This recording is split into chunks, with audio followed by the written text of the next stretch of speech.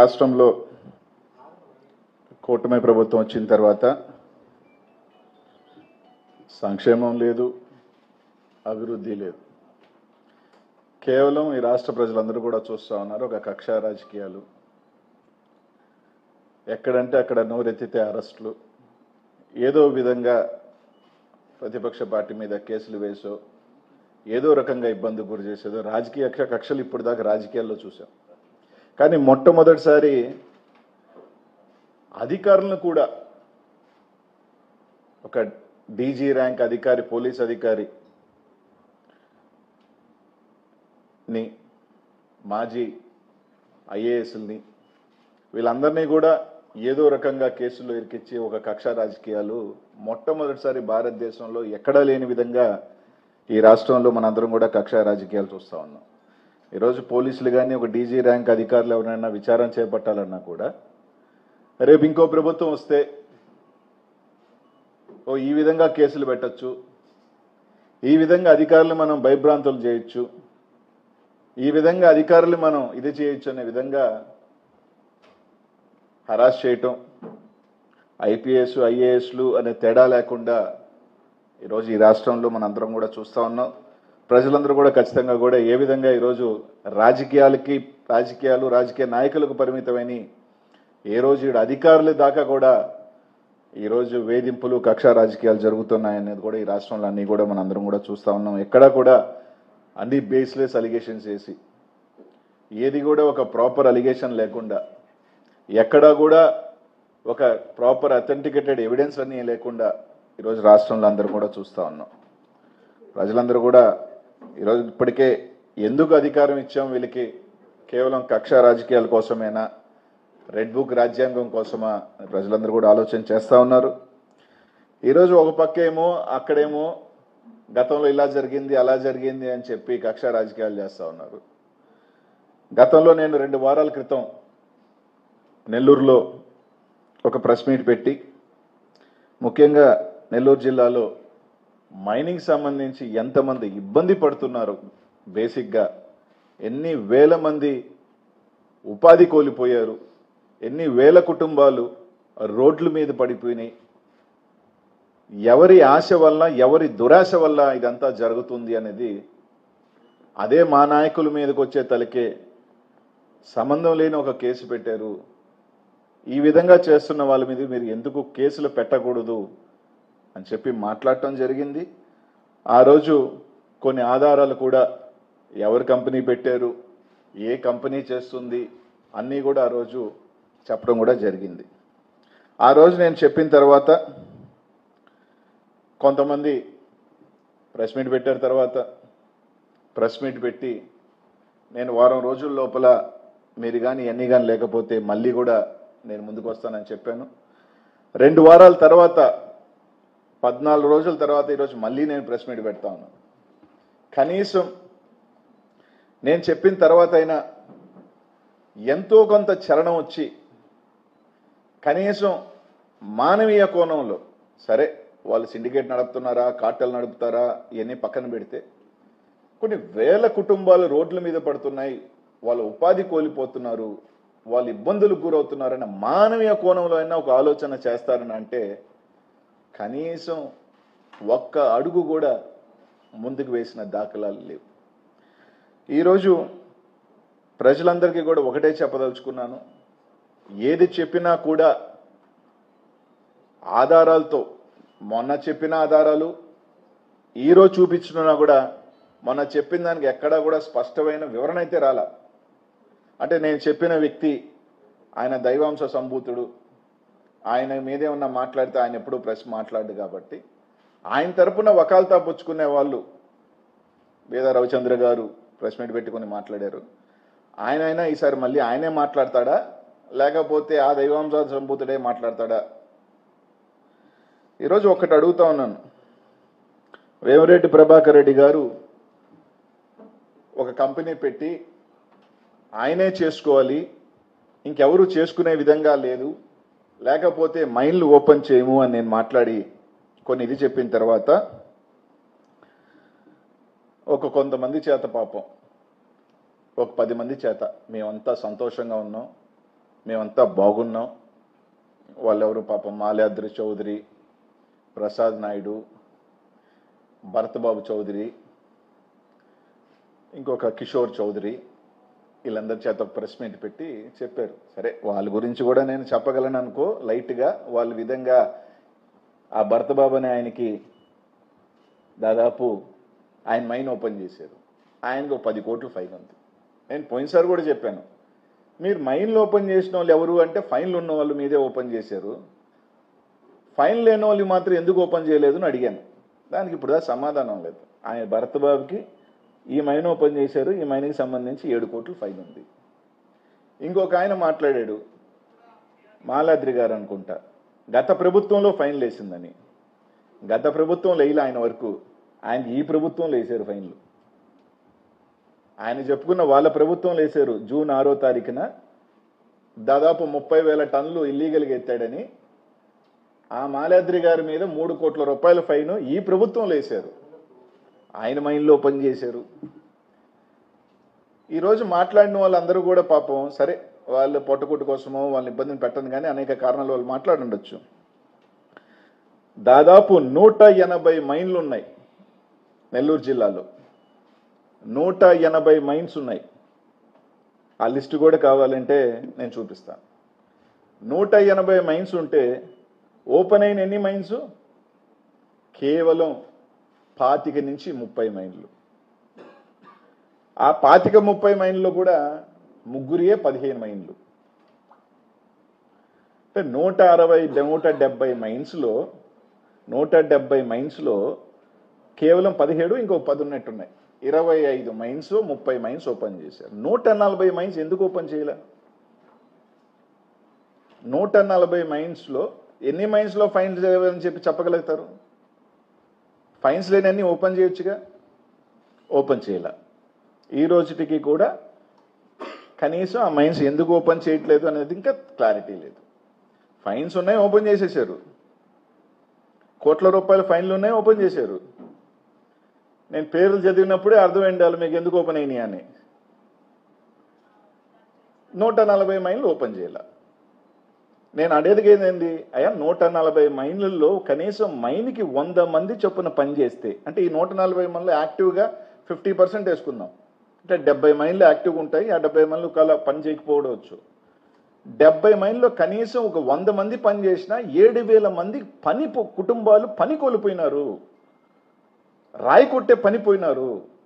ఇంతమంది ఉపాధి కోల్పోతున్నారు, సంవత్సరం నుంచి రోడ్ల మీద పడ్డారు అన్నది మేము చెప్పేది. మీరు కార్టెల్ నడుపుకుంటారా, మీరు 20% కమిషన్ తీసుకుంటారా, వాళ్ళ దగ్గర 30% తీసుకుంటారా, అది తర్వాత సంగతి. అదే మీరు ఎంత తీసుకుంటారా ఏందనే దాని గురించి నేను పెద్దగా మాట్లాడను. కానీ ఇన్ని వేల కుటుంబాలు రోడ్ల మీద పడిపోతున్నాయి, పని లేకుండా పోతుంది. ఒక పక్కేమో మీకు పథకాలు ఇచ్చేదానికి డబ్బులు లేవంటున్నారు. ఈరోజు చూశాను, చంద్రబాబు నాయుడు గారు స్టేట్మెంట్ ఇచ్చారు. ఏదైతే మహిళలకి 1,500 ఇస్తా ఉంటున్నారో నా దగ్గర డబ్బులు లేవు, మేము ఇవ్వలేమని చెప్పారు. ఈరోజు మీరు దాదాపు 400 నుంచి 500 కోట్ల రూపాయలు కేవలం ఇక్కడి నుంచే మీరు డబ్బులు కోల్పోతున్నారు. కారణం, కనీసం అవన్నీ ఓపెన్ చేస్తే ఇంకో 10,000 టన్నులు పోతాయి. 10,000 టన్నులు అంటే ఒక 200 కోట్ల రూపాయలు అన్ని రకాల జిఎస్టీ రూపంలో కానీ అనేక రూపాయలు డబ్బులు వస్తాయి. అవి కలెక్ట్ చేయరు. ఈరోజు కేవలం ఒక వ్యక్తి దురాశ వల్ల, ఒక వ్యక్తే చెయ్యాలి అన్న ఒక ఆశ వల్ల ఇంతమంది బలైపోవటం వాస్తవం కాదా అని అడుగుతా ఉన్నా. మా రవిచంద్రాన్ని అడిగాడు, చెప్పాడు కంపెనీ పెట్టుకోవటం తప్పు. కంపెనీ పెట్టుకోవటం తప్పులేదు, కంపెనీ పెట్టుకోవటం తప్పులేదు. కానీ తనే చేయాలని ఇంకెవరూ చేయకూడదని ఈరోజు ఒక మాట అన్నారు. ఎక్స్పోర్టర్ లిస్ట్ది, ఎక్స్పోర్టర్స్ 260 మంది ఎక్స్పోర్టర్లు ఉన్నారబ్బా. 260 exporters of quads and feldspar ఉన్నారు. సరే, నేను చెప్పేది ఒకవేళ దాంట్లో 30% యాక్టివ్గా చేస్తున్నా కూడా ఒక 50 మంది ఉంటారుగా. ఈరోజు ఆ 50 మంది నుంచి ఎంతమంది అయ్యారు? ఒక్కరు. 50 మంది ఎక్స్పోర్టర్లు, 260. నేను అనేది ఒక 50 మంది అనుకుందాం కూడా. 50 మంది చేయాల్సిన ఎక్స్పోర్టర్స్ ఈరోజు ఎంతమంది అయ్యారు? ఒక్కరు, కేవలం ఒకే ఒక్కరు. ఆ ఒక్కరెవరు? దానికి అది తప్పు అంటున్నా నేను, అది తప్పు. అలా కాకుండా ఈరోజు మరీ దారుణం. సార్ నా మైన్ ఓపెన్ చేయండి అంటే మీ బయ్యర్ ఎవరు? చైనాలో బయ్యర్ డీటెయిల్స్ మాకు ఇవ్వండి. మీ చైనాలో బయ్యర్ డీటెయిల్స్ మాకు ఇస్తే మా ద్వారా పంపవాలా? ఇవన్నీ జరుగుతున్నాయి, వాస్తవం కాదని అడుగుతా ఉన్నా. ఇవన్నీ నేను చెప్పేది కాదు, నేరుగా మీరు ఎవరైనా మైన్ ఓనర్లు అడిగినా ఇంతమంది మీ మైన్లు ఎందుకు ఓపెన్ అవ్వట్లేదన్నా కూడా చెప్తారు. 200 చిల్లర ఎక్స్పోర్టర్స్ నుంచి ఈరోజు కేవలం ఒకే ఒక ఎక్స్పోర్టర్ అయ్యాడు. ఈ విధంగా అసలు తీరా అసలు ఎందుకు ఇది జరుగుతుంది? నాకు కూడా అనుమానం వచ్చింది. చాలా పెద్ద మనిషి, ఒక పెద్ద మనిషి 100 కోట్లు వస్తున్నాయి బయటంతా అని చెప్పుకుంటున్నారే, ఇంత దానికి ఎందుకు వచ్చాడబ్బా అనేది మీలాగే చాలామందిలాగే నాకు కూడా ఒక అనుమానం ఉంది. కానీ తీరా మొత్తం ఎతికిన తర్వాత ఇప్పుడు విపిఆర్ అనేవాళ్ళు పెద్ద మైనింగ్ కంపెనీ, విపిఆర్ అనేవాళ్ళు 100 కోట్ల 1000 కోట్లు కంపెనీ అని అందరు చెప్తారు, రైట్? ఆయన పెట్టిన కంపెనీ ఏంటి? Exporting company. అంత స్థాయి మైనింగ్ చేసే కంపెనీ, మీరు అందరూ ఆలోచన చేయండి. ఒక 10,000 టన్నులు చేస్తే ఒక 5,000 కమిషన్ వస్తే ఎంత వస్తుంది? నెలకి 5 కోట్లు వస్తుంది. ఈ 5 కోట్ల కోసం ఇన్ని వేల మందిని, ఇన్ని వందల కంపెనీల్ని ఇబ్బంది పెట్టి ఆ 5 కోట్ల కోసం పనిచేస్తున్నాడా? ఒకసారి ఆలోచన చేయండి. అందరూ ఆ 5 కోట్ల కోసమే పనిచేస్తున్నాడా? 100 కోట్లు ఉన్నాయన ఆయనకి ఎట్టయినా సరే ఆయన పెద్ద దానకరుడు అని చెప్పి ఆయన ఫ్యాక్టరీ పెడతా అన్నారు. సరే అదేనా రవీణ గారు ఎప్పుడు పెడతాడు? ఎప్పుడు ఓపెన్ చేస్తాడు ఫ్యాక్టరీ? ఇప్పుడు మెటీరియల్ మీరు తీసుకెళ్తుంది చైనాలో ఓపెన్ చేస్తారా? నెల్లూరులో ఓపెన్ చేస్తారా? అసలు ఎప్పుడు శంకుస్థాపన చేస్తారు? ఎప్పుడు ఓపెన్ చేస్తారన్నది క్లారిటీ ఉందా? లేదు. సరే ఫ్యాక్టరీ కట్టిన తర్వాత మెటీరియల్, నేను ఫ్యాక్టరీ కట్టాను, ఒక 700 కోట్లు పెట్టి నేను ఫ్యాక్టరీ కట్టాను కాబట్టి నాకే మెటీరియల్ ఏంటి అనటంలో తప్పులేదు. దాన్ని ఎవరు కూడా ఓకే, మనందరి కోసం పెట్టిన ఫ్యాక్టరీకి మనం సాయం చేయకపోతే తప్పులేదు. అసలు ఫ్యాక్టరీకి ఇంకా శంకుస్థాపనే లేదు, 1000 టన్నులు మాత్రం చైనాకి వెళ్తుంది, ఫ్యాక్టరీ చైనాలో పెడుతున్నాడా? అదొక క్లారిటీ వకాల్తా పుచ్చుకున్న రవీణ చెప్తే బాగుంటుంది. ఎప్పుడు పెడతాడు, ఎప్పుడు ఓపెన్ చేస్తాడు, ఎప్పుడు జాతికి అంకితం చేస్తాడు? ఈ 5 కోట్ల కోసమే చేస్తున్నాడు అంటే కాదు. దీని వెనకాల ఇంకా పెద్ద ఒక స్కామ్ ఉంది. నేను మొన్న చూపించాను పోయినసారి కొన్ని మైన్స్, సిద్ధి వినాయక, కేఎస్ఆర్, శోభారాణి, ఇట్లా ఒక 7-8 మైన్లు, కొన్ని పట్టా భూములు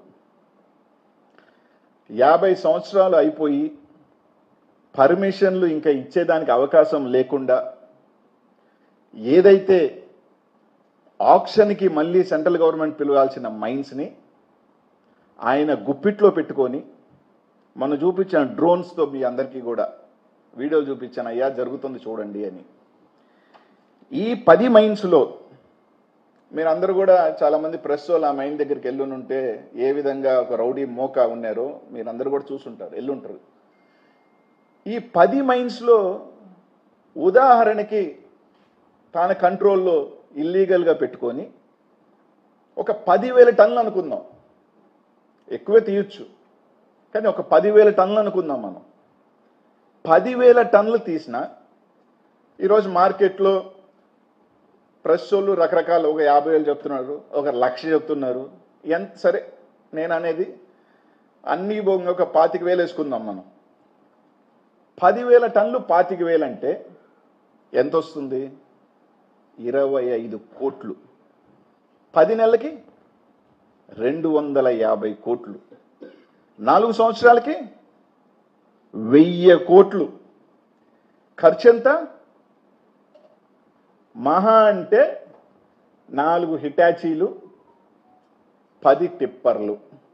అవి కూడా సైదాపురంలో ఫోటోలు ఉన్నాయి. కానీ కోల్ బొగ్గు గనుల్లో వాడుతున్న టిప్పర్లు తిరుగుతున్నాయి సైదాపురంలో కొత్తవి. సైదాపురంలో మీరెలా తీసుకోవచ్చు. మామూలుగా 200s వాడతారు హిటాచీలు, 300లు అంటే ఎక్కువ లోడ్ ఎత్తేదానికి ఎక్కువ లోడ్ తీసే హిటాచీలు దిగున్నాయి. మైనులు లేవు. కానీ ఈ మిషనరీ ఎందుకు? నీకు మైనే లేనప్పుడు ఇంత పెద్ద మిషనరీస్ ఎందుకు దిగున్నాయి? అంటే 1000 కోట్ల రూపాయలు మీ పెట్టుబడి ఎంత? మహా అంటే 5 కోట్ల రూపాయల పెట్టుబడి. ఆయన 5 కోట్ల రూపాయలకి ఇంతమందిని ఇబ్బంది పెట్టి, ఒక కంపెనీ పెట్టి, ఇన్ని వేల మందిని, ఇంత మైన్ ఓనర్ని, ఇంతమంది ఎక్స్పోర్టర్ని, ఇన్ని వేల మంది జనాలు ఇబ్బంది పడుతూ 5 కోట్ల కోసం పెడుతున్న వ్యక్తి 5 కోట్లతో 1000 కోట్ల రూపాయలు ఆయనకేమన్నా చేయదంటారా? ఉదాహరణకి జార్ఖండ్ ఆ ఏరియాలో పనిచేస్తున్నారని చెప్తున్నారు. సరే, నాకు తెలియదు అనుకోండి, బట్ రఫ్గా వేసుకున్నాం. నాకు తెలిసి ఒక 40 లక్షల టన్నులు తీసుకుని ఉంటాడేమో. ఎందుకంటే ఆయన రైజింగ్ కాంట్రాక్ట్ అని అంటారు. 40 లక్షల టన్నులు తీస్తుంటాడు అనుకుందాం అన్న. సరే, 40 కూడా కాదన్నా, అంచనాకు మించి చెప్తున్నాను, 1 కోటి టన్నులు తీసాడు అనుకుందాం నెలకి. మహా అంటే ఒక 20 రూపాయల ఆదాయం వస్తుంది. That is maximum. అంతకన్నా ఎక్కువ రాదు. ఎంత? 20 కోట్లు. దానికి పెట్టుబడి ఎంత? కనీసం ఒక 400 కోట్ల రూపాయల మిషనరీ నువ్వు అక్కడ డంప్ చేసి ఒక 1000 మంది రాత్రింబొగులు పనిచేస్తే ఆ ఆదాయం అక్కడ వస్తుంది. ఇక్కడ కేవలం ఒక 5 కోట్ల రూపాయలతో. సరే, ఇవన్నీ నేను చెప్పింది అబద్ధమే అనుకుందాం. అనిల్ కుమార్ యాదవ్ ఒక వేస్లెస్ అలిగేషన్ తీసుకొచ్చాడు. ఈ మైన్స్ అన్ని ఆయనకి సంబంధించినవి కాదు, ఆయనకి సంబంధమే లేదు, ఆయనకి దీంట్లో ప్రమేయమే లేదు, ఆయన సత్యహరిశ్చంద్రుడు, ఆయన ఉత్తముడు. అనిల్ కుమార్ యాదవ్ ఒక వేస్లెస్ అలిగేషన్సే చేస్తున్నాడు అని కూడా అనుకుందాం. నేను ఆయన ఎంపీ గారుగా ఉన్నారు, ఆయన వకాలతా పుచ్చుకున్న రవిచంద్ర గారు ఎమ్మెల్సీగా ఉన్నారు. అన్న, ఇవన్నీ 50 సంవత్సరాలు దాటిన మైన్స్, గవర్నమెంట్ హ్యాండ్ ఓవర్ చేసుకోవాల్సిన భూములు. మీరు అనుకుంటే వారం రోజుల లోపల దానికి సర్వే కట్టి ఆ భూముల్లో ఇది గవర్నమెంట్ ల్యాండ్ అని చెప్పి మీరు బోర్డు పెట్టచ్చు. మీ కాదు, ఆయనకి ప్రమేయం లేదు. సిద్ధి వినాయక్ అయితే గవర్నమెంట్కి హ్యాండ్ ఓవర్ చేసి లెటర్ కూడా ఇచ్చేశారు. మీ కాదు, ఈ భూములు మాకు సంబంధం లేదు అనుకుంటే ఇంకొక 2 వారాలు టైం తీసుకొనైనా అక్కడ బోర్డు పెట్టించండి. సుప్రీంకోర్టు మన శుక్రవారం ఒక ఆర్డర్ ఇచ్చింది. పాపం, ఏ భూముల్లో అయినా ఇల్లీగల్ జరిగి ఉంటే, మైన్ పర్మిషన్, ఎన్విరాన్మెంటల్ ఈసీ లేకుండా ఏ రకమైన ఇల్లీగల్ మైనింగ్ జరుగుంటే వాటికి ఇంక ఎప్పుడుకి పర్మిషన్ ఇవ్వరాదు మైన్లకి. అది పట్టా భూమైనా సరే, పాతమైనా సరే. నిన్న శుక్రవారం సుప్రీంకోర్టు ఒక డైరెక్షన్ ఇచ్చింది. 50 years అయిపోయినాయి, ఈసీలు లేవు, ఏమీ లేవు, ఫైన్లు వేస్తున్నారు, అన్నీ వేస్తున్నారు. ఆ భూములు కలెక్టర్ గారికి ఒక్క మాట ఫోన్ కొట్టి డీడీని గారిని పిలిచి అవన్నీ ఎన్ఓసి తీసుకొని బోర్డు పెట్టేయండి. రైట్, మీ కాదని నేను ఒప్పుకుంటా. ఆ విషయంలో, ఎక్స్పోర్ట్ విషయంలో కాకపోయినా ఆ భూముల విషయంలో మీకు ప్రమేయం లేదు, నేను చెప్పింది తప్పు అలిగేషన్ అని చెప్పి నేను వెనక్కి తీసుకొని ఆ విషయంలో ప్రభాకర్ రెడ్డి గారికి నేను క్షమాపణ చెప్తా. మీరు బోర్డు పెట్టించండి, గవర్నమెంట్ హ్యాండ్ ఓవర్ చేసుకోండి. మీకు సంబంధం లేదు, మీ చిత్తశుద్ధి ఉంటే. లేని పక్షంలో ఇంకొకటి కూడా చెప్తా.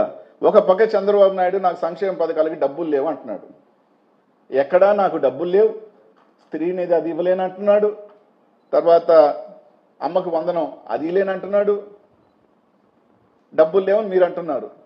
ఈరోజు శోభారాణి మైన్లో 1,00,000 టన్నులు ఉంది అని చెప్పి మీ డీడీ గారు రిపోర్ట్ ఇచ్చారు. సిద్ధి వినాయకలో జూన్లో 4,000 ఉండింది, జనవరికి 25,000 ఉన్నాయని చెప్పి పర్మిట్లు ఇవ్వని ఇచ్చారు. ఈ విధంగా ఒక 1,50,000 టన్నులు మరుగున పడింది. ఈ 1,50,000 టన్నులు మీ గవర్నమెంట్ క్యాబినెట్ ప్రకారం ఆక్షన్ వేయాలని చెప్పి ఒక క్యాబినెట్లో నిర్ణయం తీసుకున్నారు. ఆక్షన్ ఏంటి బంగారంగా? ఒక 30,000 వస్తే 500 కోట్లు మీకు వస్తుంది కదా. 500 కోట్లు మీరు తీసుకుంటారా, లేకపోతే 500 కోట్లు ఇంకో ఎవరో జోబీలోకి పంపిస్తారా? అది కూడా క్లారిటీ. ఇదిగో ఇవన్నీ మేము తీసుకుంటాం, మేము ఆక్షన్ వేస్తాం, మాది చిత్తశుద్ధి ప్రభుత్వం అని చెప్పండి. అవి వదిలేసి ఆయన కంపెనీ పెట్టకూడదా? కంపెనీ పెట్టొద్దని మేము చెప్పలా, అడుగుతున్నాం. ఎప్పుడు శంకుస్థాపన చేస్తున్నారు, ఎప్పుడు జాతికి అంకితం చేస్తున్నారు? కంపెనీ చైనాలోనా, కంపెనీ ఇండియాలోనా, లేకపోతే నెల్లూరులోనా? ఒకటి లేదు, రెండు. నేను వేసిన అలిగేషన్స్, మీరు అలిగేషన్స్ అనుకోవచ్చు, ఏదైనా అనుకోవచ్చు. కాదు, ఈ మైన్స్ అంతా మీది కూడా 50 years దాటేసిన మైన్స్ని యాజ్ పర్ రూల్ ప్రొవిజన్ మేము తీసుకుంటాం, లేకపోతే మా మైన్స్ మేమేం చేసుకుంటామని ఒప్పుకోండి. రెండు. మూడోది ఒక మాట చెప్పారు, వాళ్ళ నాయన కాలం నుంచి మైనింగ్లో ఉన్నారని. రవణ పాపం ఏం దీంట్లో చెప్పాడో నాకు తెలియదు, కానీ నెల్లూరు జిల్లాలో చాలామంది ఏమనుకుంటున్నారంటే ఇలాగే సంపాదించాడు ఆ డబ్బులంతా అన్న అనుమానం వస్తుంది. రవణ అట్లాంటివి చెప్పమాక. ఇలాగే 1000 కోట్లు ఏమైనా సమకూర్చారని అనుమానం వస్తుంది. డబ్బున్న వాళ్ళందరూ మంచోళ్ళు, డబ్బున్న వాళ్ళందరూ గొప్పోళ్ళు, డబ్బున్న వాళ్ళంతా పతితులు, డబ్బు లేని వాళ్ళు ఎదవలు, డబ్బు లేని వాళ్ళకి ఆ డబ్బు ఆశ ఉంటుందని ఆ భ్రమని దయచేసి తొలగించుకోండి. విఠల్ మాల్యా మీ అందరికి కూడా తెలిసి ఉంటుంది. బెంగళూరులో ఒక రోడ్డు ఉంది ఆయన మీద. ఆయన కొడుకు విజయ్ మాల్యా. దొరికేదాకా విజయ్ మాల్యా కూడా మంచోడే, దొరికేదాకా రాజ్యసభ సభ్యుడే. దొరికిన తర్వాత విజయ్ మాల్యా లండన్లో తేలేడు. హర్షద్ మెహతా 90s 3,000 crores, ఈరోజు 2-3 లక్షల కోట్లు. దొరికిన తర్వాత హర్షద్ మెహతా స్కామ్స్టర్ అయ్యాడు. నీరవ్ మోడీ దొరికేదాకా కూడా గుజరాత్లో నీరవ్ మోడీ చాలా పెద్ద మనిషే, దొరికిన తర్వాతే లండన్లో తేలేడు. ఇట్లాంటి సంఘటనలు చాలా ఉన్నాయి చెప్పుకుంటూ పోతే. అందుకని దొరికేదాకా దొంగ దొర సామెత ఉంది. దొరికేదాకా దొర, దొరికిన తర్వాత దొంగ అనేది ఒక సామెత ఉంది. అట్లా డబ్బున్న వాళ్ళంతా చాలా మంచోళ్ళు, వాళ్ళంతా ఏం చేయరు. ఇవన్నీ ఏందైతే వదిలేయండి ఆ మైండ్లు. ఎవరి పాటికి వాళ్ళు ఎక్స్పోర్ట్ చేసుకొని ఎవరి పాటికి స్వేచ్ఛనిచ్చుకో. ఎందుకు ఆపుతున్నారు? సైదాపురంకి నేను కాదు, మీరు అందరూ వెళ్ళండి. ఎడారైపోయినట్టుందా లేదో చూసుకోండి. నిజంగా ఎంతమంది గోస్ట్ ఇది, ఎంతమంది ఆర్తనాదం. MDL పాపం, ఆ ఫోటో కూడా చూపిస్తాను. పాపం 400 MDLs ఉన్నాయి, అందరు ₹1,00,000 కట్టుకున్న వాళ్ళు. మీరు ఓపెన్ చేసినవన్నీ 30. ఆ 30 కూడా ఎవరి? 20 మంది ఫైన్లు ఉన్నోళ్ళే. 400 MDLs చిన్నోళ్ళు, ఏదో మైండ్లో నుంచి తోలుకొని బతికే వాళ్ళు. వాళ్ళు కడుపు కూడా కొట్టాలా? వాళ్ళ మీద ఓ 1,00,000 2 లక్షలు ఫైన్లు వేశారు. అది కూడా కొలతలు లేకుండానో లేకపోతే ఫైన్లు వేశారు. ఏదో నామినల్గా కట్టుకొని కోట్లు ఉన్నోళ్ళని మాత్రం వదిలేసి మైనింగ్ చేయిస్తూ 400 మంది. ఆ ఫోటోది MDL ఫోటోలు పాపం సంవత్సరం నుంచి వాళ్ళు తోలుకున్న రాయ వర్షానికి ఎండకి పనికి రాకుండా పోతా ఉంది ఆ రాయ. ఒక్కొక్కరికి 50 లక్షలు ₹1,00,000 పెట్టి కొనుక్కొని ఉంటారు ఆ రాయ ఎవరో దగ్గర. 8,000 10,000 చెప్పున ఒక 1000 టన్నులు అంటే 80 లక్షలు ₹1,00,000. ఎంతమంది పాపం? 300 మంది. వాళ్ళందరినీ పిలిపించుకొని ఏదో ఫైన్లు ఉన్నాయి కట్టేయించుకొని వాళ్ళ పాటికి వాళ్ళు వదిలేస్తే ఆ 200-300 మంది బాగుపడతారుగా? 30 MDL ఓపెన్ చేశారు. 400 MDLలో 160 మైన్లు ఉంటే 25 మైన్లు ఓపెన్ చేశారు. ఏదన్నా చెప్తే అనిల్ కుమార్ యాదవ్ ఏదో పాత, ఆయనకి నాకు పాతే ఉండొచ్చయ్యా, ఆయనకి నాకు పాతే ఉండి కూడా ఉండొచ్చు. ఉన్నంత మాత్రాన ఇవన్నీ నేను చెప్పకూడదా? అంటే డబ్బులున్నోళ్ళు కాబట్టి వాళ్ళ మీద ఎవరు ఏం మాట్లాడకూడదా? వాళ్ళందరూ కూడా పెద్ద మనుషులు అయిపోతారా? ఒకటే నేను అడుగుతున్నా రవిచంద్ర గారిని. ఈరోజు నెల్లూరు జిల్లాలో ఏదో వేగ్గానో నేను కేవలం కొన్ని వేల మంది ఇబ్బంది పడుతున్నారు. నేను ప్రెస్ మీట్ పెట్టిన తర్వాత కొంతమందిని పిలిపించుకున్నారు, మాట్లాడుకున్నారు. అదేందో నాకు తెలియక అడుగుతా. ఈ మైనోళ్ళంట వీళ్ళ కంపెనీకి చేయాలంట. ఈ ఎక్స్పోర్టర్ పాపం చైనాలోనో దుబాయ్లోనో లేకపోతే ఇంకో దగ్గర కంపెనీ పెట్టుకోవాలంట. నేను ఈ కంపెనీకి చేస్తే ఈ కంపెనీ వాళ్ళు దుబాయ్ కంపెనీకి చేస్తే అట్టు అమ్ముకోండి అంట. డైరెక్ట్ ఈడీ కేసు అది.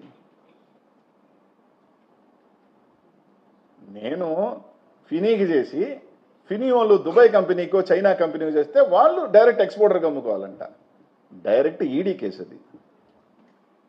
ఇది నేను కాదు, మీరు ఎవరైనా ఒక మైన్ అవతారం ఎత్తుకొని పోండి. నేను చెప్పిన దాంట్లో ఒక్కటైనా అక్షరం తప్పైనా నేను క్షమాపణ చెప్తా. ఈరోజు కూడా చెప్తున్నా, ఈ మైన్లు మాయ కాదు అని అంటే మీరు సీజ్ చేయించి మీరు బోర్డులు పెట్టిస్తే మళ్ళీ ఇదే ప్రెస్ పెట్టి రవిచంద్ర గారు ఇదే ప్రెస్ పెట్టి మీ ఎంపీ గారికి ఆ దైవాంశ సంభూతుడికి క్షమాపణ చెప్తా. లేకపోతే మీరు ఒప్పుకోండి, ఒక పెద్ద దోపిడీకి తెరదీశారు.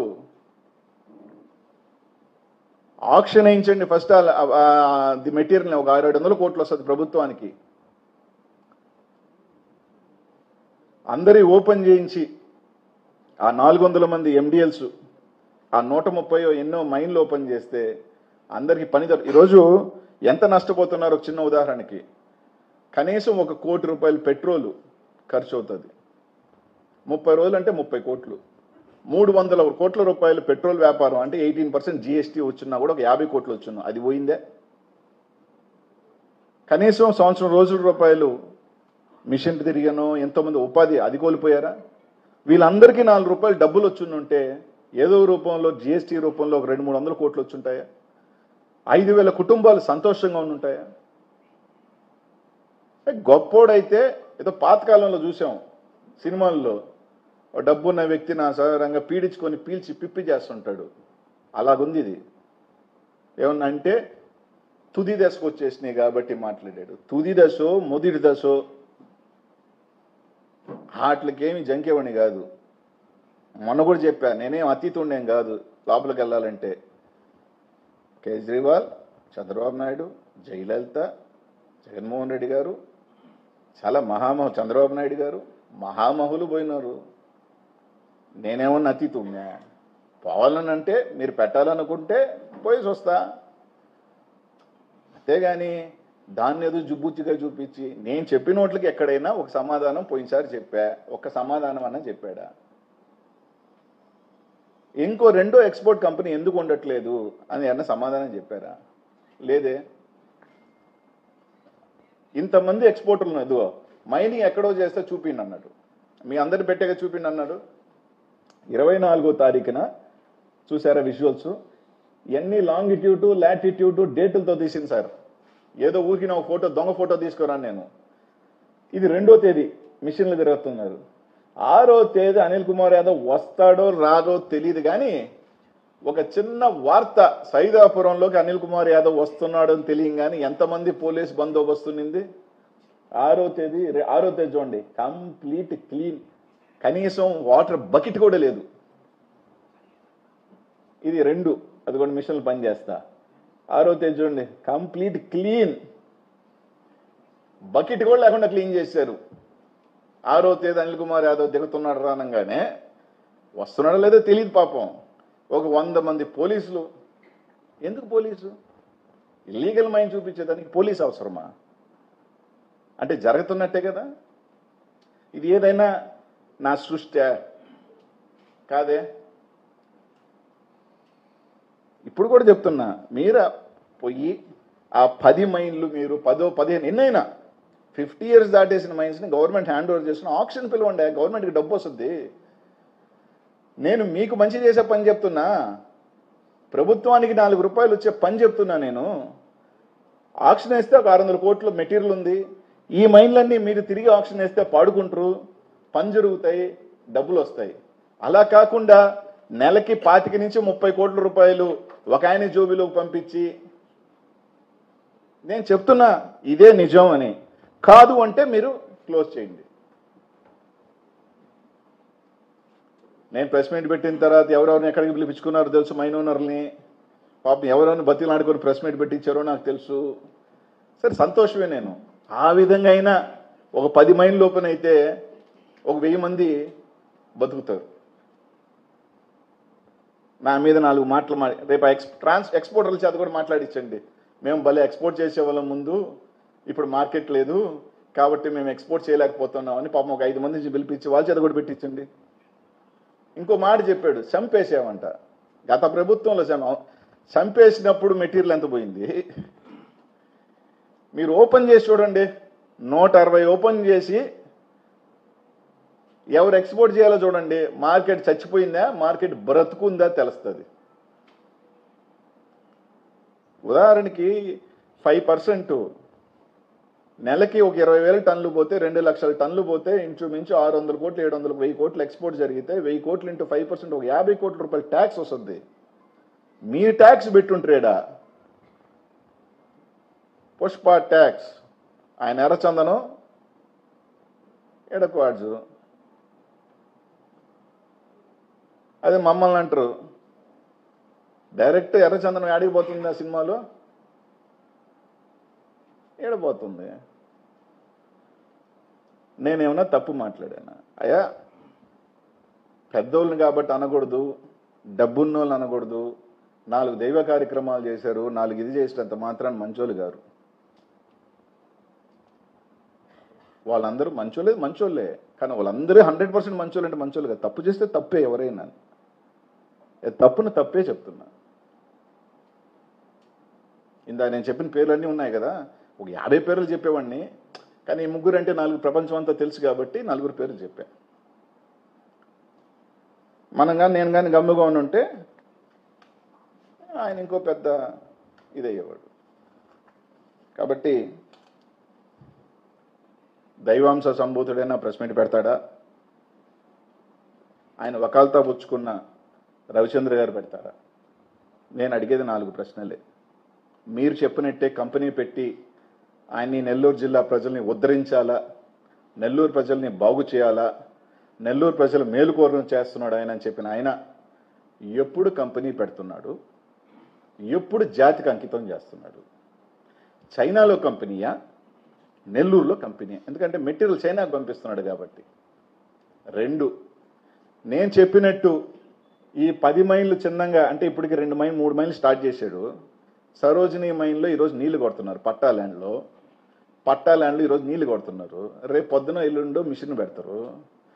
ఈ మిషన్లు అన్నింటిలో కూడా మీకు సంబంధం లేదు అంటే ఈ ఇల్లీగల్ మైన్స్ని, గవర్నమెంట్ రావాల్సిన మైన్స్ని బోర్డు పెట్టండి. లేని పక్షంలో ఆ మైన్స్ అన్నీ మాయే. ఆడు ఎందుకు 8 పెద్ద టిప్పర్లు దిగున్నాయి, పెద్ద హిటాచీలు దిగున్నాయి, అర్థం కావట్లా.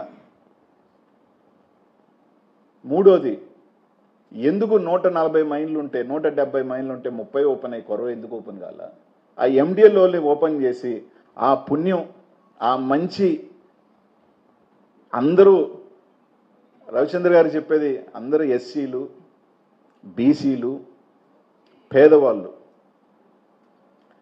వాళ్ళ కుటుంబాల్లో వెలుగు నింపినోడు అవుతావు రవణ. రవిచంద్ర గారికి ఆ కుటుంబాలు, వేల కుటుంబాల్లో మంచి చేసినోడు అవుతావు.